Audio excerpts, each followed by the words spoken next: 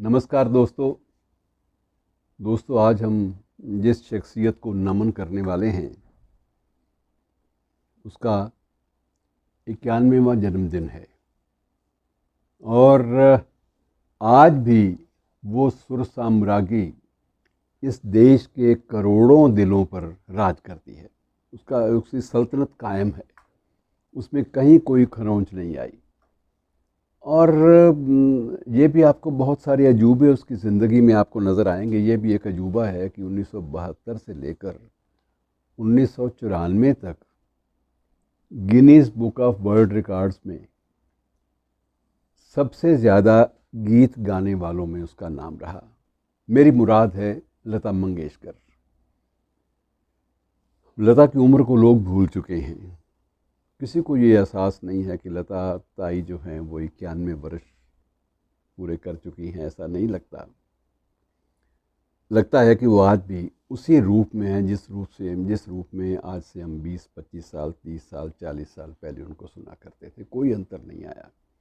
Rather आधी सदी से भी ज़्यादा वक्त हो गया और ये एक अजूबा है अपने आप में। और दूसरा अजूबा ये है कि लता जी ने अपना जो प्रवेश था फिल्मों की दुनिया में वो अभिनय की दहलीज पर किया था। 12 साल की उम्र में पहली बार अभिनय का मौका मिला।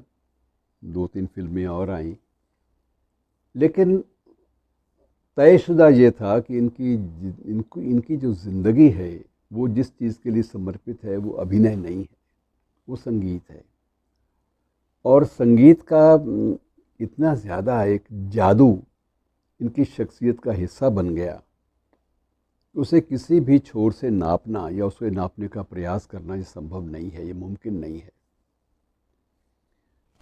और सिर्फ इन्होंने फिल्मी गीत गाए हों सिर्फ ये नहीं है, इनके गायन में गज़लें भी हैं, भजन भी हैं और गैर फिल्मी गीतों की एल्बम्स वो अलग से हैं।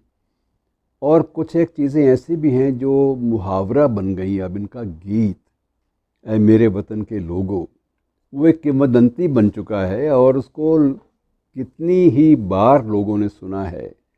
और लगभग हर बार स्वाधीनता दिवस के आसपास, गणतंत्र दिवस के आसपास या कभी जब सैनिकों के बीच में या सैनिकों को मुखातिब होते हुए कार्यक्रम कोई होते हैं तो उन सब में एक गीत अवश्य उतने ही श्रद्धा भाव से और उतने ही प्रेम से गाया और सुना जाता है जितने प्रेम और श्रद्धा के साथ ये गीत आज से बरसों से पहले सुना जाता था। और ये वही गीत है जिसने पंडित नेहरू जैसे राजनीतिज्ञ की आंखों में भी आंसू ला दिए थे।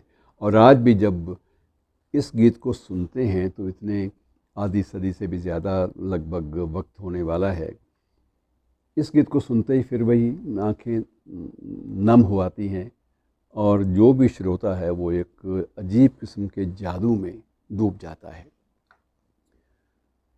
ये जो मैंने वक्फ़ा आपको बताया 1972 से लेकर 1994 तक का, ये वो वक्फ़ा है जिन दिनों में उनका जो नाम, उनका जो रिकॉर्ड था Guinness book of world record में, वो हमेशा कायम रहा।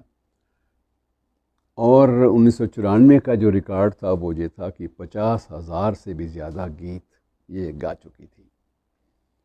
और अब कितने हो गए किसी को संख्या गिनने में कोई दिलचस्पी नहीं है, क्योंकि वो इतने मुकाम पर बैठी हैं, इतने शिखर पर बैठी हैं जिस शिखर से सिर्फ आदमी प्रेरणा की जो किरणें हैं, रोशनी है, वो प्रदान करता है। इसके अलावा बाकी चीज़ें कुछ नहीं। और सबसे बड़ी बात ये इनकी शालीनता, विनम्रता, शालीनता, गरिमा और कल्चर्ड हाव भाव, संस्कृति के ओत, संस्कृति के रंग में पूरी तरह से रंगी हुई लता आज देश के लिए एक सबसे बड़ी आइकॉन बन चुकी हैं। शायद यही वजह थी, वजह तो और भी बहुत सारी होंगी, कि शायद लगता है यही वजह होगी कि उनको भारत रत्न, देश का सर्वोच्च सम्मान भारत रत्न भी उनको दिया गया और वो भी उन्होंने बड़े विनम्र भाव से, बड़ी श्रद्धा भाव से उसको स्वीकार किया।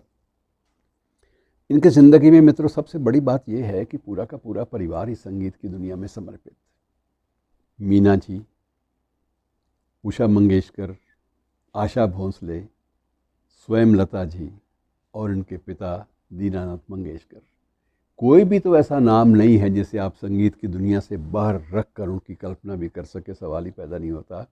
सबके अपने अपने कीर्तिमान हैं, और सबसे बड़ी बात यह है कि सब ने अपना स्वतंत्र स्थान जो है वो, इनके भाई हृदयनाथ मंगेशकर, सब ने इनके जो बरगदी जो साया था उसके बाहर निकल के अपनी स्वतंत्र पहचान भी बनाई। और लता जी ने भी कभी प्रयास नहीं किया कि आशा भोंसले सिर्फ इसलिए जानी जाएं कि लता की छोटी बहन है।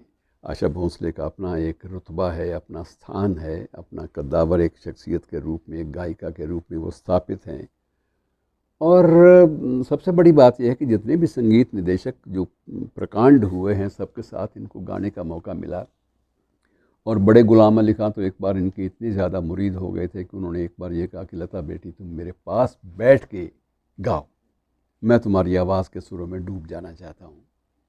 जद्दन बाई ने, उसने जितनी बातें इनके बारे में कही वो बड़ी अद्भुत हैं। और यही स्थिति थी अपनी ये जोराबाई अम्बाले वाली की।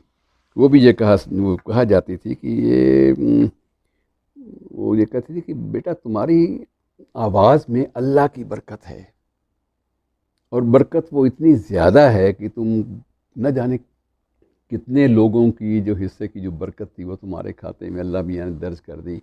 और कुछ तो ऐसा है जो तुम्हें बाकी सबसे अलग करता है। शुरुआती ज़िंदगी बड़ी संघर्ष में रही। पिता जल्दी चल बसे थे और सारे परिवार की मुखिया होने के नाते सारा दारोमदार इन्हीं पे था, इसलिए अभिनय की दुनिया में प्रवेश करना पड़ा। लेकिन इस दुनिया के लिए नहीं बनी थी। उनकी जो साधना थी वो संगीत के क्षेत्र में, गायकी के क्षेत्र में थी। और गायकी के क्षेत्र में उन्होंने सबसे बड़ा ये भी एक मुहावरा तोड़ा कि ऐसा नहीं है कि फिल्मी गायन में शास्त्रीय गायन कहीं पीछे छूट जाता है। शास्त्रीय गायन को कहीं पीछे नहीं छूटने दिया उन्होंने। और उनके ढेरों गीत ऐसे हैं जो शास्त्रीय गायन की कसौटी पर 100% खरे उतरते हैं। और उनको प्रणाम जो है करने वालों में दुनिया सारी शामिल है। मुझे एक बात इनकी याद है कि विशेष रूप से 12 साल की उम्र में जब इन्होंने एक संगीत में या गायन में एक पुरस्कार प्राप्त किया, तो पुरस्कार एक साज के रूप में था और दिलरुबा साज का एक प्रतीक चिन्ह उनको दिया गया था। और जब घर लाई तो जब कांपते हाथों से पिता को पकड़ाया तो हाथ से वो छूट गया और रोने लगी। और उस वक्त पिता ने ये कहा था कि बेटी तुम रोती क्यों हो, ऐसे कितने ही न जाने पुरस्कार तुम्हारे मुकद्दर में लिखे हैं और तुम्हें ज़िंदगी भर मिलते रहेंगे, तुम्हें कभी इनकी मोहताजी नहीं होगी, इसलिए रो मत। ये शुरुआत थी और अभी तुमने सारी ज़िंदगी यही पुरस्कार, सम्मान, ये सब कुछ प्राप्त करने हैं, ढेरों प्राप्त करने हैं। और इतनी ज़्यादा एक प्रकार से विलक्षण शख्सियत हमारे सामने आती है, तो ऐसी शख्सियत को प्रणाम करना बहुत ज़रूरी है। और मन से कामना, मेरे ख्याल में कि इस पूरे परिवेश का हर व्यक्ति मन से कामना करता है कि लता जी की उम्र और भी लंबी हो। और अंतिम जाते जाते सिर्फ एक बात का उल्लेख ज़रूर करना चाहूँगा कि गायन का जादू इनका ऐसा बिखरा पड़ा है कि हमारे पड़ोस में पाकिस्तान में एक राजनीतिज्ञ ने यहाँ तक तो कह दिया था कि यार तुम कश्मीर ले लो, लता जी को हमारे खाते में डाल दो। तो इससे बड़ी और क्या बात हो सकती है कि आदमी भौगोलिक सीमाओं से भी ऊपर उठ जाए। शुक्रिया दोस्तों।